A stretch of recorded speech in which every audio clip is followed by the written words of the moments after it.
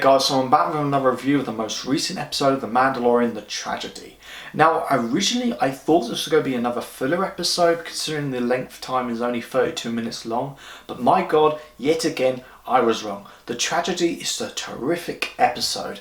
It's so action-packed. It's not just the best action I've seen in The Mandalorian so far, but some of the best action I've seen in Star Wars. It doesn't have a lot of storytelling to it. It has some great character moments, but it does move the narrative forward. And oh my god, this was directed by Robert Rodriguez. I mean, he's probably the best guy to do action in The Mandalorian, because he's got such a wide range. I mean, he's directed the Spy Kids films, and I like the first three, so shoot me. But also he's done El Mariachi, Sin City, Dusk Till Dawn, Shark Boy and Lava Girl. I like that film too, but my god, this was just another terrific episode, and I'm struggling at the moment with this series. What is the best episode of this series so far? One day I could say it's episode 1, and one day I could say it's this episode. The only weak episode is episode 2, and I like that episode. But yeah, this was another great episode. Considering it's only 32 minutes long, it's such a thumbs up.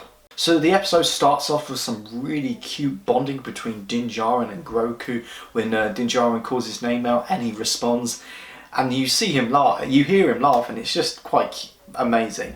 But like, then he changes the subject. When they go to Typhon, he's like, hopefully we'll find someone and they'll take you away. I can't train you. And that was kind of like a really hurt moment, because you could, deep down, you could tell Din Djarin wants to be with Grogu all the time. He's kind of made this father and son bond with him. And Typhon, I mean, the Jedi Temple is not what I imagined in my head. It's more like some stones, like Stonehenge in the UK. But is that in the UK? I don't know. But yeah, I mean, it's just rocks in a circle. But the location is actually, it's not filmed in a studio this time. It's actually outside, and it looks natural. And I'm happy when like the Mando does do CGI in terms of their locations and set designs, but sometimes this is alright. It feels really natural, and I wish we'd get that more often in the Star Wars TV shows. The holy shit moment to me, and there's been a lot of moments like that, is the one when you see the Slave One in the skies landing on the surface. Not because we're going to see Boba Fett again, it's because I thought we would never see the Slave One again in Star Wars. I thought at the end of Return of the Jedi somebody found it and salvaged it, but somehow he must have hidden it really well. But yeah, that was a great moment. And Tamara Morrison as Boba Fett is just great. I mean, this episode really adds layers to him. I do think Boba Fett at times is one of the most overrated characters in Star Wars, because he doesn't really do anything.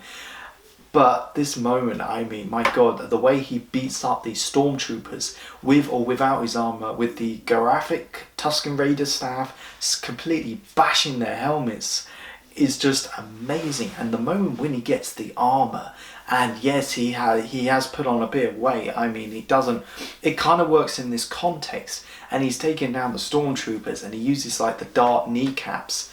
That was just a great moment. And when he takes down those two ships together, and like Din Djarin says, nice shot, and it was like I was trying to aim for the other one. It was great. I mean, Tamara Morrison is incredible as Boba Fett, and I really hope they do a Boba Fett series starring Tamara Morrison after the events of Return of the Jedi, because this was just a great moment.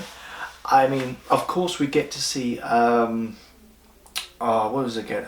Fennec Shand, played by Ming-Na Wen. I mean, let me just say, I mean, Ming-Na Wen is 57 years old, and my god, she looks fine. But it was great to see her again, and you could tell she's not really a bad guy. She's just a bounty hunter, just finding her own way, but she owes debt to Boba Fett now.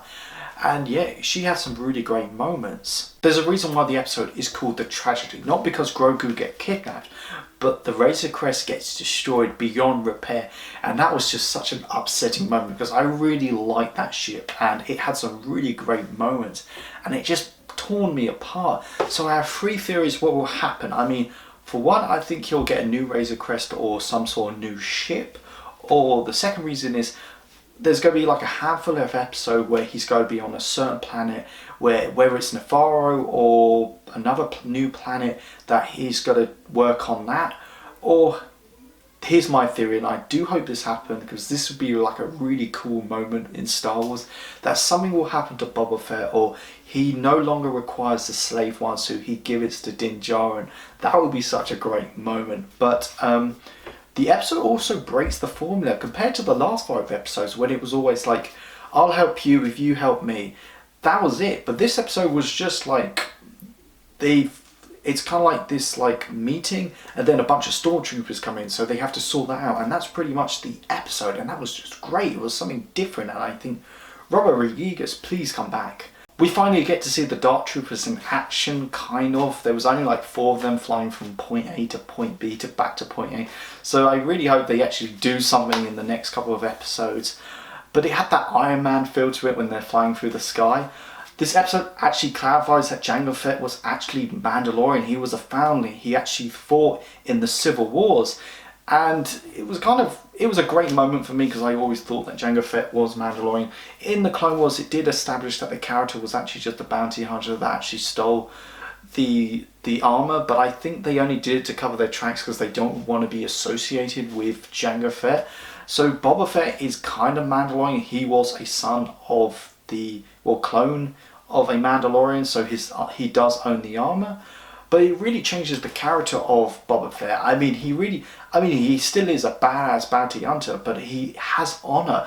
Especially when he actually has the armor without go behind Din Djarin's back, but he still owe him one. So they got to help him find Grogu and bring him back. And yeah, that was just a great moment. It really changed the character of Boba Fett. He added some layers to him. They head back to Navarro, where Din Djarin discusses to Cara Dune about finding Mayfield, get him off the prison so he can help them find this Imperial shuttle cruiser, Moff Gideon's Imperial. Okay, so they head back to Navarro, where Din Djarin and Cara Dune discusses the plan to find Mayfield and release him from prison so he can help them find the Imperial shuttle cruiser, Moff Gideon's shuttle cruiser.